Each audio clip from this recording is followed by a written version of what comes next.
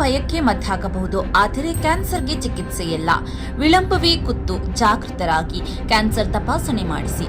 ಸಂಪರ್ಕಿಸಿ Nanjappa life care, Gadikoppa, ಸಾಗರ ರಸ್ತೆ, Shivamogga 0812226730. Nanjappa hospitals, Makanur Basappa ರಸ್ತೆ, ದಾವಣಗೆರೆ 081922601111.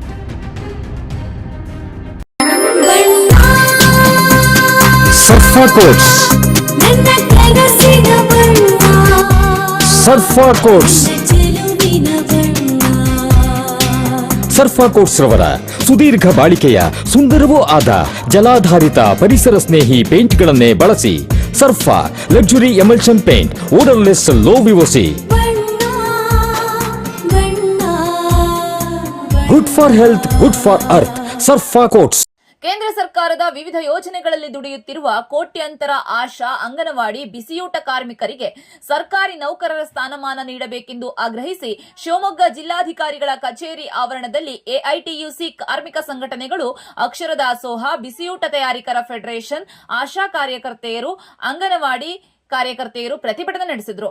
ಎಐಟಿಯುಸಿ ಕಾರ್ಮಿಕ ಸಂಘಟನೆಯ ಜಿಲ್ಲಾಧ್ಯಕ್ಷೆ ರಾಜೇಶ್ವರಿ ಮಾತನಾಡಿ, ಕಾರ್ಮಿಕರಿಗೆ ಕನಿಷ್ಠ ವೇತನ ಜೊತೆಗೆ ಇಎಸ್ಐ, ಪಿಎಫ್, ನಿವೃತ್ತಿ ಪರಿಹಾರಗಳನ್ನು ನೀಡಬೇಕು ಹಾಗೂ ಕಾರ್ಮಿಕರಿಗೆ ಕೊಡುತ್ತಿರುವ ಪ್ರೋತ್ಸಾಹಧನ ಹೆಚ್ಚಳ ಮಾಡಬೇಕು ಎಂದು ಆಗ್ರಹಿಸಿದರು. ಒಂದು ಸಣ್ಣ ಬ್ರೇಕ್ ಮುಗಿಸಿ ರಾಜೇಶ್ವರಿ ಏನ್ ಹೇಳಿದ್ರು ಕೇಳೋಣ ಬನ್ನಿ.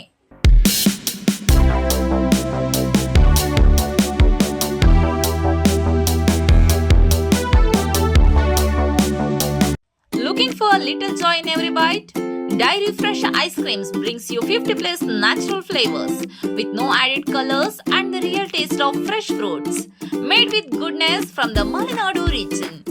Dairy Fresh Ice Creams, a little joy for all. ಅಖಿಲ ಭಾರತ ಮಟ್ಟದ ಮುಷ್ಕರದಲ್ಲಿ ನಾವು ಭಾಗವಹಿಸಿದ್ದೀವಿ. ಕಾರಣ ಇಷ್ಟೇ, ನಾವು ಈಗ ಸತತವಾಗಿ 17 ವರ್ಷಗಳಿಂದ ಸತತವಾಗಿ ಬೀದಿಗಿಳಿದು ದುಡಿತಾ ಬಂದಿದ್ದೀವಿ. ಈ ಭರವಸೆಯನ್ನೇ ನಮ್ಮನ್ನ ಕಷ್ಟದಿಂದ ನಿವಾರಣೆ ಮಾಡ್ತಾರೆ ಅಂತ ಹೋದ ಸರಿ 25ನೇ ಜನವರಿ ಆ ತಿಂಗಳಲ್ಲಿ ನಾವು ಹೋರಾಟವನ್ನ, ಅನಿರ್ದಿಷ್ಟ ಹೋರಾಟವನ್ನ, ಧರಣಿಯನ್ನು ಹಮ್ಮಿಕೊಂಡಿದ್ವಿ. ಆ ದಿನ ಮಾನ್ಯ ಮುಖ್ಯಮಂತ್ರಿಗಳು ಬಂದ್ಬಿಟ್ಟು ನಿಮಗೆ 10,000 ಕೊಡ್ತೀವಿ ಅಂತ ಹೇಳಿ ಭರವಸೆಯನ್ನ ಕೊಟ್ಟಿದ್ರು. ಅದು ಕೂಡ ಇನ್ನೂ ಸ್ಪಷ್ಟವಾಗಿ ಆದೇಶವನ್ನ ಮಾಡಿಲ್ಲ.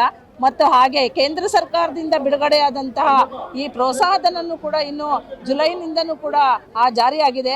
ಅದು ಕೂಡ ಆದೇಶ ಆಗಿಲ್ಲ. ಮತ್ತೆ ನಮ್ಮ ಆಶಾ ಕಾರ್ಯಕರ್ತೆಯರನ್ನ ಕಾಯಿಮಾತಿಗೊಳಿಸಿ ಅಂತ ಅಷ್ಟು ದಿನದಿಂದನೂ ಕೂಡ ನಾವು ಇವರಿಗೆ ಒತ್ತಡ ಹಾಕ್ತಾ ಬಂದಿದ್ದೀವಿ.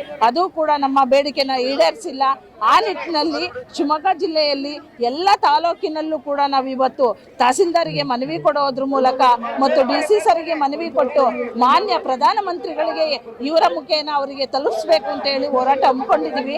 ಈ ದಿನ ಎಲ್ಲ ದುಡಿಯುವ ಕಾರ್ಮಿಕರು ಏನಿದ್ದೀವಿ ಎಲ್ಲರೂ ಒಟ್ಟಾಗಿ ಒಟ್ಟು ಸಂಘಟನೆಗಳ ಸೇರಿ ಹೋರಾಟವನ್ನ ಮಾಡ್ತಾ ಇರ್ತಕ್ಕಂಥದ್ದು.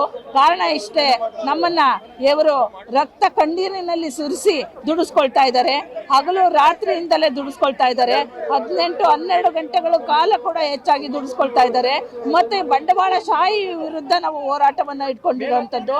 ಈ ಬಂಡವಾಳಶಾಹಿಗಳನ್ನ ಇವರು ಬಳಸ್ತಕ್ಕಂಥ ನೀತಿಯನ್ನು ಇಟ್ಕೊಂಡು ಕಾಯ್ದೆ ಸ್ಟೇಟ್ 2 ಗವರ್ಮೆಂಟ್ಗಳು ಕೂಡ, ಸ್ಟೇಟ್ ಮತ್ತೆ ಕೇಂದ್ರ ಸರ್ಕಾರ ಮತ್ತು ರಾಜ್ಯ ಸರ್ಕಾರ ಎರಡೂ ಕೂಡ ಇವು ಧೋರಣೆಯನ್ನ ಮಾಡಿ ನಮ್ಮನ್ನ ನಿರ್ಲಕ್ಷ್ಯ ವಹಿಸಿ ಈ ತರ ದುಡಿಸ್ಕೊಳ್ತಾ ಇರತಕ್ಕಂಥದ್ದು. ಈ ಬಂಡವಾಳಶಾಹಿಗಳಲ್ಲಿ ಅವರನ್ನಲ್ಲಿ ಮಾಡಿಕೊಂಡು ನಮ್ಮನ್ನ ಜೀತದಾಳಾಗಿ ಬಡಿಸ್ಕೊಳ್ತಾ ಇದ್ದಾರೆ. ಇವೆಲ್ಲವೂ ಕೂಡ ರದ್ದಾಗಬೇಕು. ಈಗೇನು 4 ಕೋಡ್ಗಳನ್ನ ತಂದಿದೆ, ಅದು ಈಗ 4 ಕೋಡ್ಗಳನ್ನ ತಂದು ಏನು ಈ ಕಾಯ್ದೆ ಅಡಿನಲ್ಲಿ ನಮ್ಮನ್ನ ದುಡಿಸ್ಕೊಳ್ತಾ ಇರ್ತಕ್ಕಂಥ ನೀತಿಯನ್ನ ಕೈ ಬಿಡಬೇಕು. ಕೂಡಲೇ ನಮ್ಮ ಕಾಯಿಮಾತಿಯನ್ನ ಕೊಡಬೇಕು. ನಿವೃತ್ತಿ ನಂತರ ನಮ್ಮನ್ನ ಹಿಡಿಗಂಟೆ ಕೊಟ್ಟು ನಿವೃತ್ತಿಯ ವೇತನವನ್ನ ಘೋಷಣೆ ಮಾಡಬೇಕು. ಮತ್ತೆ ಈಗ ಜಾರಿ ಮಾಡಿರ್ತಕ್ಕಂಥದ್ದನ್ನ ಸ್ಪಷ್ಟವಾಗಿ ಆದೇಶ ಮಾಡಬೇಕು. ಆರೋಗ್ಯ ವಿಮೆಯನ್ನ ಕೊಡಬೇಕು, ಸೇವಾ ಭದ್ರತೆಯನ್ನ ಕೊಡಬೇಕು ಅಂತ ಹೇಳಿ ಈ ಮಾನ್ಯ ಮುಖ್ಯಮಂತ್ರಿಗಳಿಗೆ ಮತ್ತು ಮಾನ್ಯ ಪ್ರಧಾನಮಂತ್ರಿಗಳಲ್ಲಿ ವಿನಂತಿ ಮಾಡ್ತಾ ನಾವು ಈ ಹೋರಾಟವನ್ನ ಇನ್ನೂ ಈಡೇರಿಸ್ತಿದ್ದಲ್ಲಿ ಉಗ್ರವಾದ ಹೋರಾಟವನ್ನ ಹಮ್ಮಿಕೊಳ್ತೀವಿ ಅಂತ ಹೇಳಲಿಕ್ಕೆ ಇಷ್ಟಪಡ್ತೇನೆ.